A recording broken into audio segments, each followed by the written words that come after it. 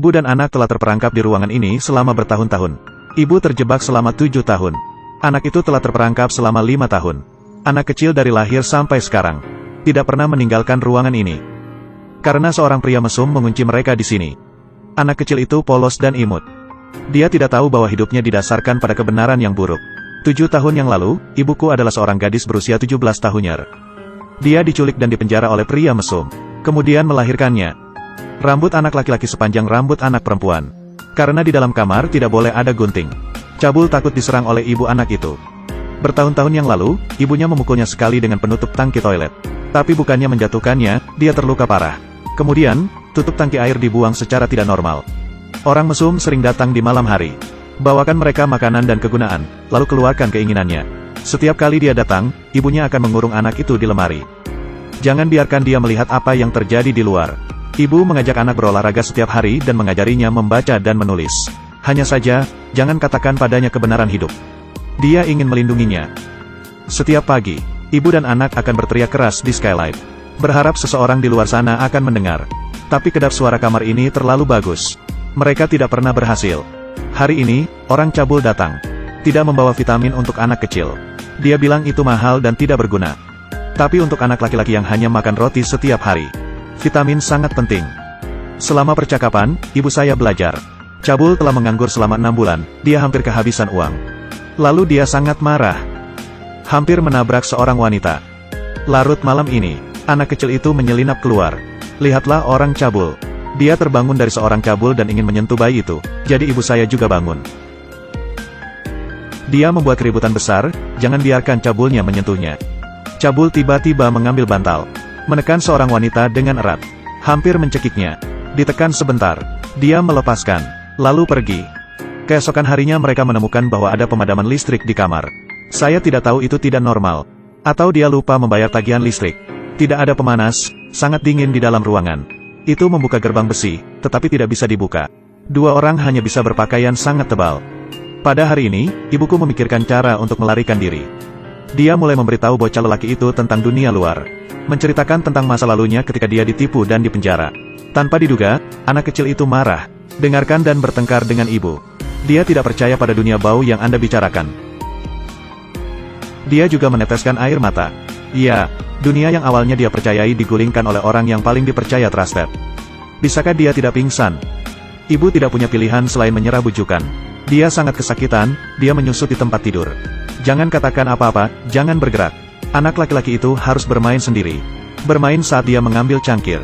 Lihatlah lampu yang melaluinya, dia sepertinya mengerti. Lihatlah lampu yang melaluinya, dia sepertinya mengerti. Jadi dia mulai bertanya pada ibunya apa yang akan terjadi di luar. Ibu sangat senang. Dia mulai perlahan memperkenalkan dunia luar kepada putranya. Biarkan dia memiliki rasa ingin tahu yang lebih besar. Kemudian dia mendiskusikan rencana dengan anak itu. Biarkan anak laki-laki itu berpura-pura sakit dan menipu orang cabul. Biarkan dia membawanya keluar untuk menemui dokter. Sehingga anak dapat mengirimkan pesan mara bahaya. Untuk membuat anak berpura-pura sakit, ibu meletakkan handuk panas di wajahnya. Buat dia panas dan memerah. Letakkan jarimu di tenggorokan lagi. Biarkan diri Anda muntah di tempat tidur. Kemudian masukkan catatan mara bahaya ke dalam saku anak itu. Biarkan dia keluar dan lihat seseorang membagikannya. Tak lama kemudian orang cabul itu datang. Ibu memberitahunya bahwa anak itu sakit. Cabul membungkuk dan menyentuh dahi anak itu. Itu sangat panas. Orang cabul itu mengatakan bahwa saya akan membawa obat anti demam besok malam. Ibu bilang tidak, kamu harus membawanya ke rumah sakit. Sesat tidak mau. Keduanya bertengkar. Sesat dan kiri. Saya tidak pernah berpikir dia begitu kejam. Kali ini rencananya gagal. Ibu menangis sepanjang malam. Tapi dia memikirkan rencana kedua. Biarkan anak berpura-pura mati. Cabul akan membawanya keluar dan menguburnya. Biarkan dia menemukan kesempatan untuk melarikan diri di jalan.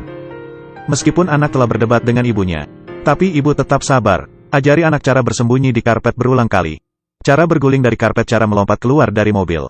Anak yang masuk akal, akhirnya setuju untuk bekerja sama dengan ibu. Terakhir kali keduanya berpelukan, kemudian suara pintu terbuka berbunyi. Ibu dengan cepat menggulingkan anak itu ke karpet. Kelainan masuk, ibu langsung menangis. Katanya anak itu hilang. Cabul sedikit terkejut dan terlihat tidak nyaman. Tapi dia sepertinya percaya itu semua. Dia ingin melihat anak itu. Tetapi wanita itu memukulnya sekali dan dia harus menarik tangannya. secara tidak normal memutuskan untuk memindahkan anak itu dan menguburnya. Wanita itu berkata, kamu tidak bisa menguburnya di halaman ini, aku akan merasakannya. Cabul juga setuju. Dia panik sekarang. Dia hanya bisa menyetujui semua tuntutan seorang wanita. Akhirnya, orang cabul itu memindahkan anak itu dan keluar. Sebelum pergi, ibuku dan dia saling memandang. Serahkan semuanya padanya. Ini adalah pertama kalinya anak itu berada di luar, sangat gugup. Dia bernapas beberapa kali dan hampir terdengar. Untungnya, dia menahan napas dan membiarkan orang cabul menghilangkan kecurigaan. Benar saja, orang cabul itu memasukkannya ke dalam truk pickup dan mengusirnya. Bocah itu tergantung di dalam mobil, dia sangat ketakutan. Tapi memikirkan kata-kata ibu. Dia tahu sudah waktunya. Dia mulai berguling. Setelah mobil berhenti 2 kali, dia akhirnya melepaskan diri dari karpet. Kemudian dia tercengang. Langit yang luas dan dunia yang luar biasa. Apa yang dikatakan ibu itu benar. Dia berdiri dan meraih truk dan melihat semuanya. Hal-hal baru yang tak terhitung jumlahnya membuatnya hampir melupakan situasinya. Jadi ada begitu banyak kemungkinan dalam hidup. Ternyata hidup itu harus punya kebebasan. Dia tidak berani melompat dari mobil, mengingat ibunya mengatakan dia akan melompat ketika dia berhenti. Akhirnya mobil berhenti. Dia akan melompat, tetapi pada saat ini orang cabul itu baru saja berbalik. Cabul menemukan. Dia menghentikan mobilnya dengan cepat. Anak laki-laki itu melompat turun sekarang. Dia berlari sepanjang jalan dan jatuh sepanjang jalan. Melihat untuk ditangkap. Pada saat ini dia menabrak seorang pejalan kaki dengan seekor anjing. Cabul meraih anak itu. Orang yang lewat ingin meminta maaf. Tapi dia menemukan pria ini sangat aneh. Terus pegang anak itu dengan paksa. Anak itu tiba-tiba berteriak. Tolong, tolong, tolong. Lalu dia mengeluarkan catatan itu. Tapi masih dibawa pergi oleh cabul. Dia memeluk anak itu dengan keras. Orang-orang yang lewat berteriak bahwa saya akan memanggil polisi. Dia panik dan melemparkan anak itu ke samping. Mengemudi sendirian dan anak itu jatuh di pinggir jalan. Jangan katakan apa-apa, jangan bergerak. Hujan, orang yang lewat telah bersamanya. Dan mengambil selimut untuk menutupinya. Sampai polisi datang. Apakah polisi wanita yang lembut? Dia menjemputnya di mobil dan mulai bertanya tentang situasinya. Tapi bocah itu tidak bisa berkata apa-apa, dia terlalu takut. Polisi wanita itu banyak bertanya. Akhirnya ditanya, apakah kamu punya ibu? Anak laki-laki menjawab, tapi dia tidak bisa mengingat nama ibunya. Tidak tahu di mana ibu. Polisi wanita itu tetap sabar dan bertanya sedikit. Seperti apa kamarmu? Apakah ada jendela? Bagaimana matahari bersinar? Akhirnya anak laki-laki itu memberikan pesan utama. Kamarnya gudang. Polisi wanita itu terus bertanya bagaimana Anda melompat keluar dari mobil. Anak laki-laki itu berkata bahwa ibuku menyuruhku melompat ketika truk itu berhenti. Tapi saya tidak bisa melompat sampai pemberhentian ketiga. Polisi wanita itu segera menyampaikan pesan ini. Mengunci kisaran perkiraan 3 lampu lalu lintas. Dia segera menelepon kantor polisi. Polisi mulai mencari gubuk di daerah ini. Setelah beberapa saat, mobil polisi berhenti di sebuah rumah. Anak itu tampaknya merasa bahwa tempat ini sangat akrab. Dia berdiri di dekat jendela dan melihat keluar. Kemudian dia mulai menempel jendela. Mama. Akhirnya, dalam kegelapan, sosok yang dikenalnya berlari keluaran. Dia adalah ibunya. Dia berlari dan membuka pintu. Ibu dan anak berpelukan lagi, ibu dan anak berpelukan lagi. Ibu menangis begitu keras. Mereka telah melalui terlalu banyak. Tapi mereka akhirnya bebas. Tidak lama, abnormal dan ditangkap polisi. Semua masalah tampaknya terpecahkan. Tapi hidup adalah masalah yang sebenarnya. Bocah laki-laki itu berusia 5 tahun.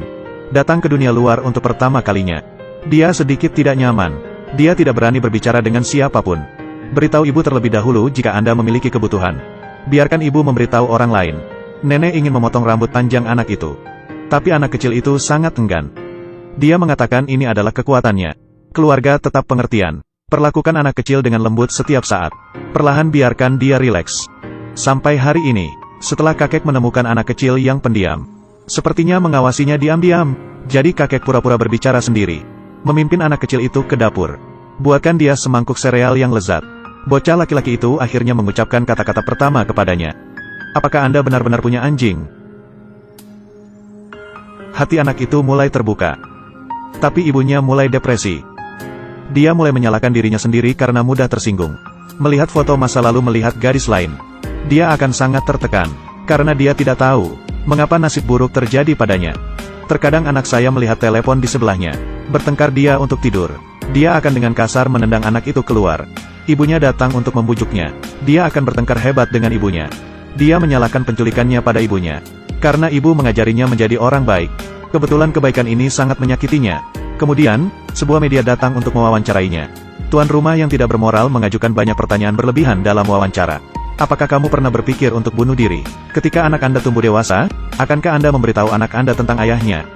Masalah yang paling fatal adalah, ketika seorang anak lahir, kenapa kamu tidak membiarkan pria melemparnya ke rumah sakit? Agar dia bisa bebas, kenapa kamu tidak mengorbankan dirimu sendiri? Pertanyaan ini sangat menusuk hati wanita itu. Rasa bersalahnya menghantuinya seperti hantu, membuat depresinya meledak. Larut malam ini, wanita itu bunuh diri dengan minum obat. Ketika anak mendengar ibu muntah, dia berlari ke toilet dan melihat ibunya yang tidak sadarkan diri. Dia berteriak keras, sampai nenek dan kakek tiri bergegas, mengirim ibu ke rumah sakit. Sejak saat itu, ibu harus tinggal di rumah sakit. Psikoterapi. Ini adalah pertama kalinya anak laki-laki dan ibu berpisah. Dia mencoba belajar hidup sendiri. Pelan-pelan di bawah asuhan keluargaku. Dia telah mampu berbicara dengan percaya diri dengan orang asing. Setelah kakek membawa pulang anjing hari ini, anak laki-laki super bahagia, bersenang-senang dengan anjing. Tapi dia selalu merindukan ibunya. Terkadang dia melihat foto-foto ibu saya ketika dia masih muda. Dia akan bermeditasi. Dia mencoba memahami rasa sakit ibunya. Hari ini, dia tiba-tiba menemukan nenek. Tanya nenek apakah dia bisa memotong rambutnya. Karena menurutnya rambut adalah kekuatannya. Dia ingin memotongnya dan memberikannya kepada ibu. Nenek sangat senang. Potong rambutnya. Cuci rambut anak itu setelahnya. Keringkan rambutnya. Anak itu tiba-tiba mengatakan sesuatu. Nenek, aku sayang kamu. Nenek mendengarkan. Sakit hidung. Meneteskan air mata. Aku juga mencintaimu, Jack. Beberapa hari kemudian, seorang anak mengetuk jendela tiba-tiba. Cari anak laki-laki untuk bermain. Anak laki-laki itu keluar. Dia bersenang-senang, sama seperti anak normal. Adegan ini kebetulan dilihat oleh ibu yang pulang. Dia tersenyum menghibur. Dia keluar. Anak itu melihatnya bergegas ke arahnya. Mereka saling berpelukan erat. Jadi ibuku jauh lebih baik. Dia memberitahu anak laki-laki itu ketika dia melihat rambut yang dia berikan kepadanya. Dia tahu dia akan menjadi lebih baik. Kemudian, hidup benar-benar menjadi lebih baik. Seluruh keluarga penuh dengan sukacita dan tawa. Ibu dan anak sering keluar untuk melihat dunia, semuanya begitu baru.